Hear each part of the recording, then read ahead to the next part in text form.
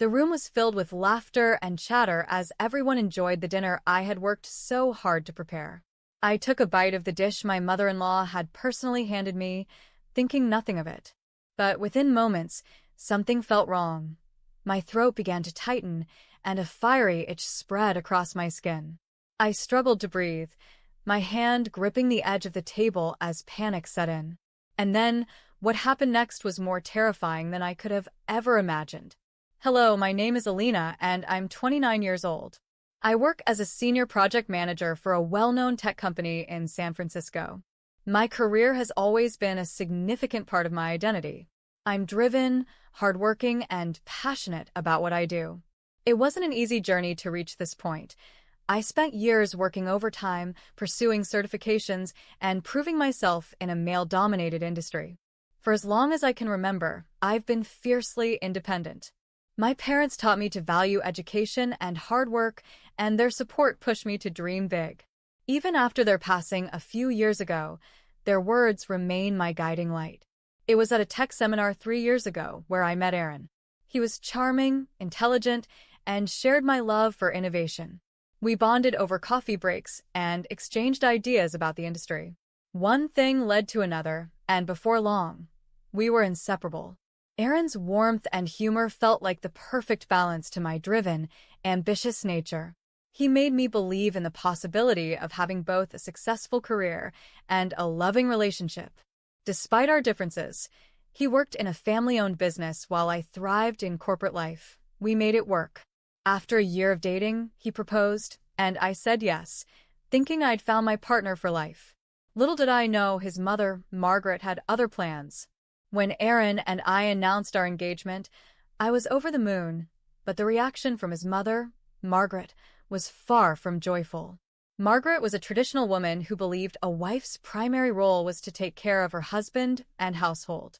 She saw my career as a distraction, something that would keep me from fulfilling her expectations of an ideal wife.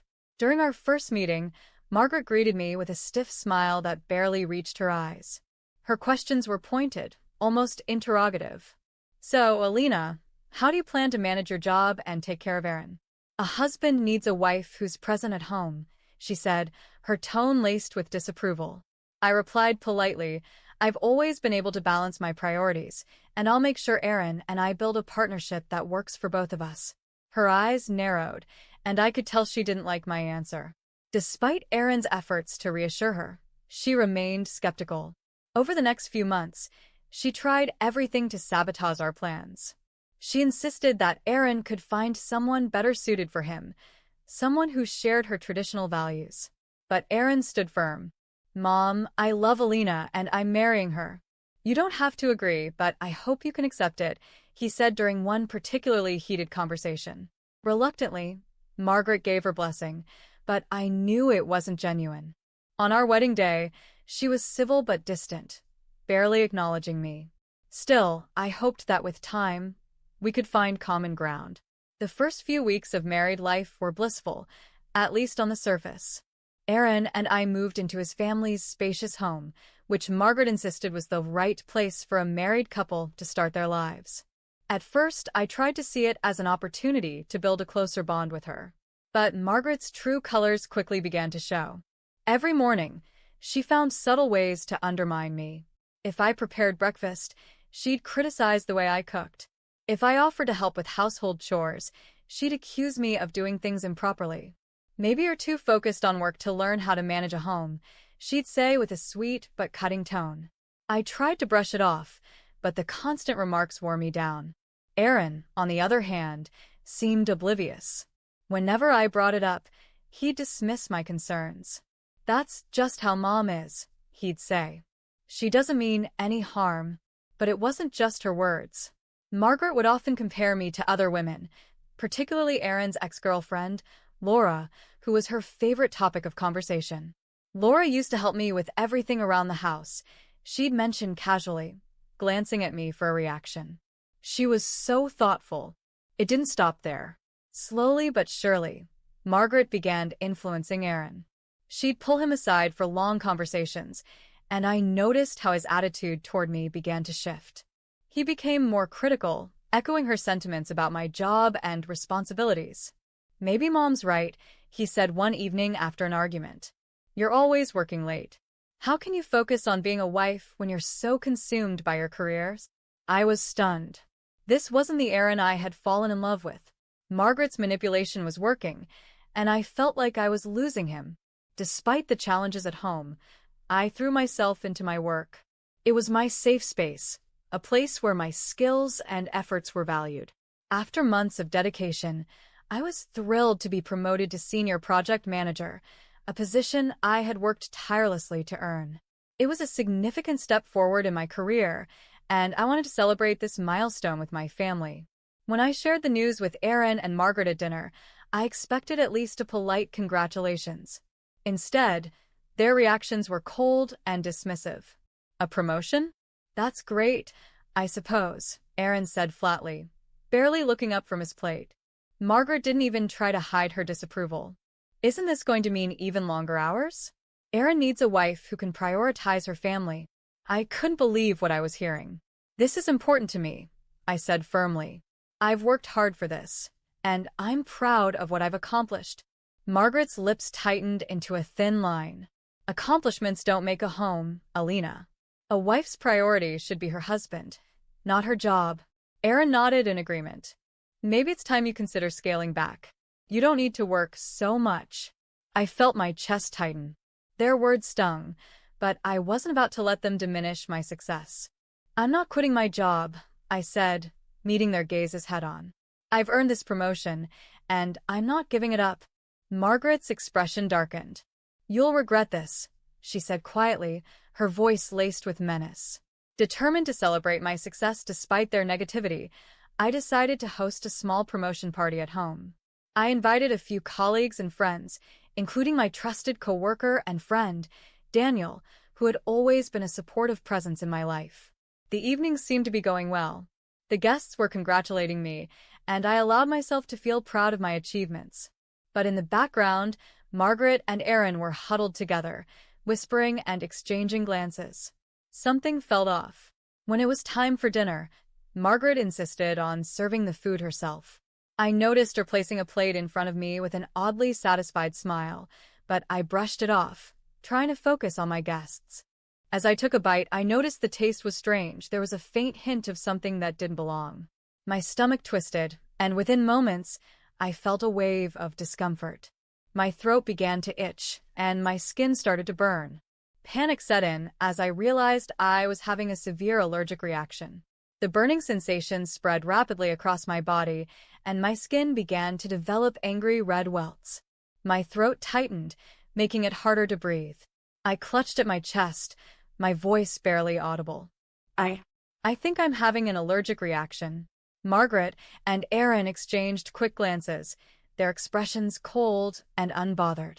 Margaret leaned forward, her voice dripping with mock concern.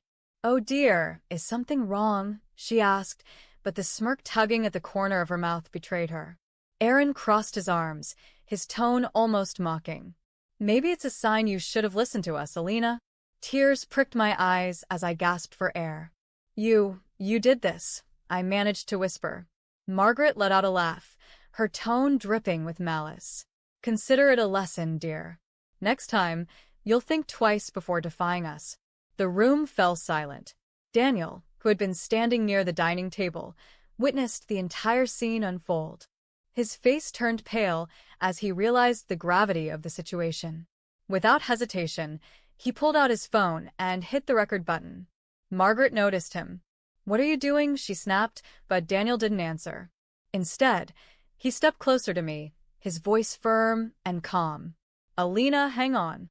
I'm calling an ambulance," he said, dialing 911. Margaret and Aaron didn't even attempt to help. Instead, they stood back, watching me struggle with a mix of indifference and satisfaction. Their lack of humanity left me stunned. Daniel turned his phone toward them, capturing every word and action. "You too knew about her allergy, didn't you?" he demanded, his voice filled with disbelief. "This wasn't an accident." Margaret scoffed, but her confidence wavered. "She's exaggerating. It's just a little reaction." Daniel's eyes narrowed. The paramedics and the police will decide that. Minutes later, the sound of sirens filled the air. Paramedics rushed in, administering an adrenaline injection to stabilize me. As they worked to get me onto a stretcher, the police officers arrived. Daniel immediately handed over the video he had recorded. "This footage shows them admitting to what they did," Daniel explained, his voice steady despite the tension in the room. The officers approached Margaret and Aaron, their faces stern.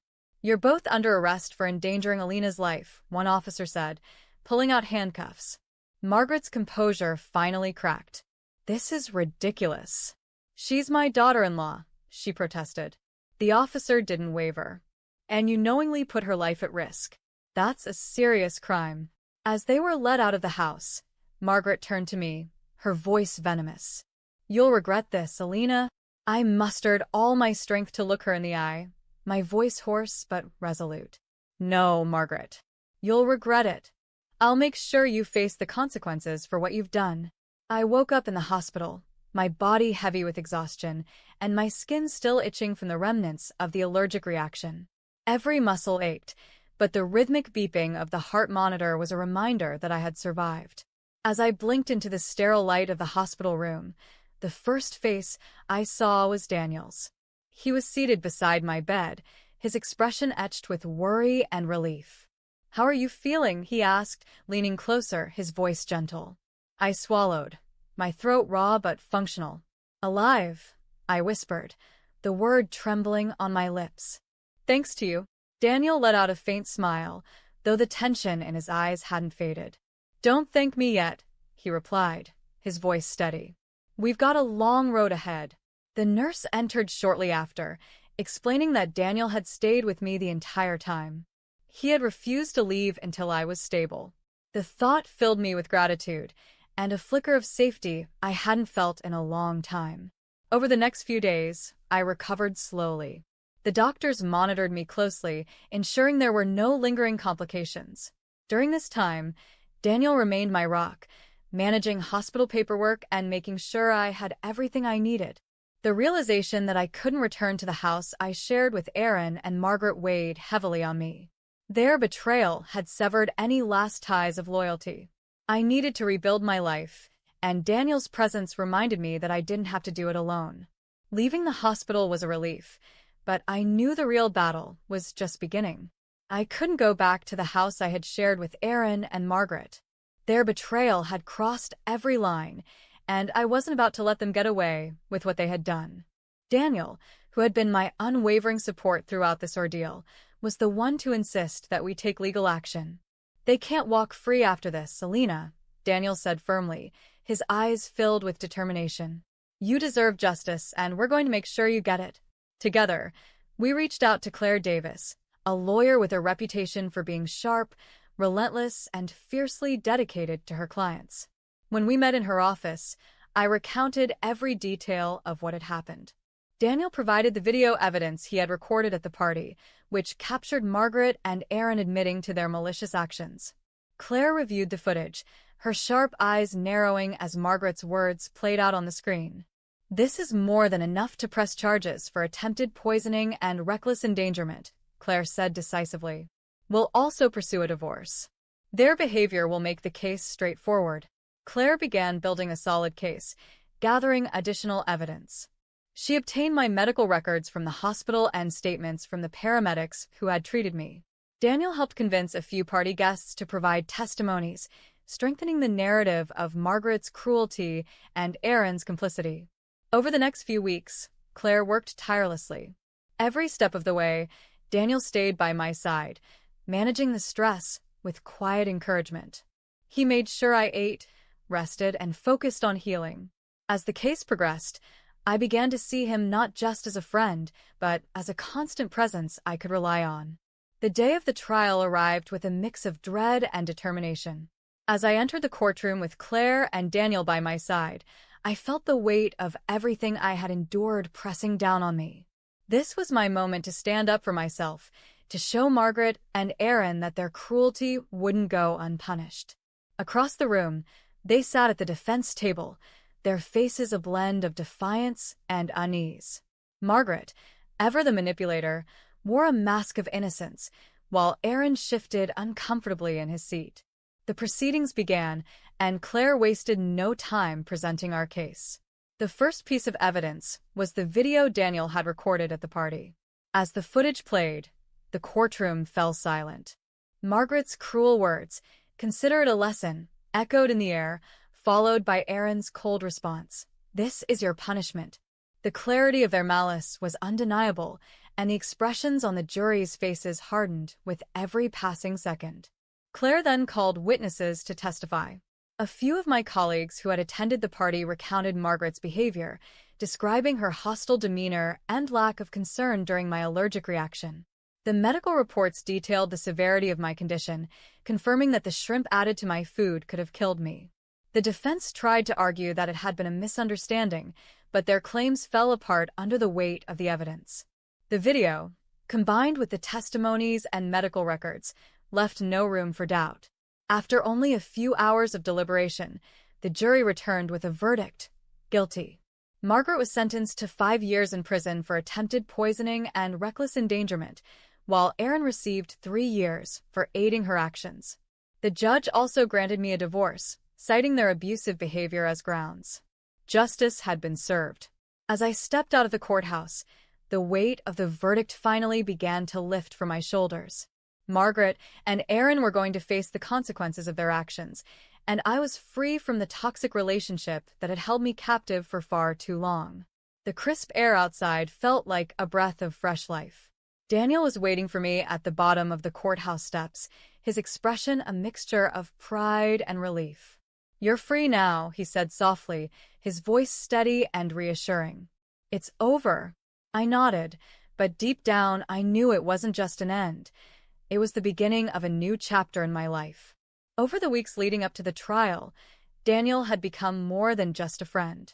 His constant support, whether it was managing logistics, offering a shoulder to lean on, or simply being present, had been my rock through the storm. Moving forward meant rebuilding my life from the ground up. I found a small apartment close to my workplace. It wasn't grand, but it was mine, a sanctuary where I could rediscover myself without the shadow of Margaret's control or Aaron's apathy. Daniel helped me move in, making the process feel less daunting. "This place is potential," he said, helping me hang up a few simple decorations. "Just like you." His words struck a chord. For the first time in years, I felt hopeful, even excited about what lay ahead. I was free, independent, and ready to live life on my terms. As I settled into my new life, the chaos of the past few months gradually faded into the background. My apartment became more than just a place to live. It became a symbol of my independence and resilience. With every picture hung on the wall and every small piece of furniture put in place, I felt a sense of control returning to my life. Through it all, Daniel was there, quietly supporting me, always knowing when to step in and when to give me space. At first, our relationship remained purely platonic. We worked together to navigate the aftermath of the trial, and his encouragement never wavered. He made sure I ate when I was too exhausted to cook, reminded me to take breaks from work, and showed up unexpectedly with coffee when he knew I needed a boost. Over time, those small gestures became something more. It wasn't just his kindness, it was the way he believed in me when I struggled to believe in myself. One evening, as we sat on the small couch in my living room, sharing a takeout pizza, I noticed the way his eyes lingered on me. There was no judgment, no pity, just genuine care. It was a look I hadn't seen in years, and it made my heart ache in the best way. "You're amazing, Alina," he said softly, almost as if to himself. "After everything you've been through, you still managed to shine." That night marked a turning point. Our bond, forged through shared struggles and unwavering support, grew into something deeper. Within months, we were inseparable, and for the first time in years, I understood what it meant to feel truly loved. A year later, Daniel and I stood hand in hand in a small, intimate ceremony surrounded by friends and loved ones. As I looked into his eyes, I felt an overwhelming sense of peace. This wasn't just a new chapter. It was the start of a life built on trust, respect, and love. Together, we had overcome the darkness, And now, we were stepping into the light. Thank you so much for listening to this story. Your time and support mean the world to us. If you enjoyed the story, please like the video to show your support, share your thoughts in the comments, and subscribe to the channel for more inspiring and engaging stories. We can't wait to share more with you in the next video. See you soon.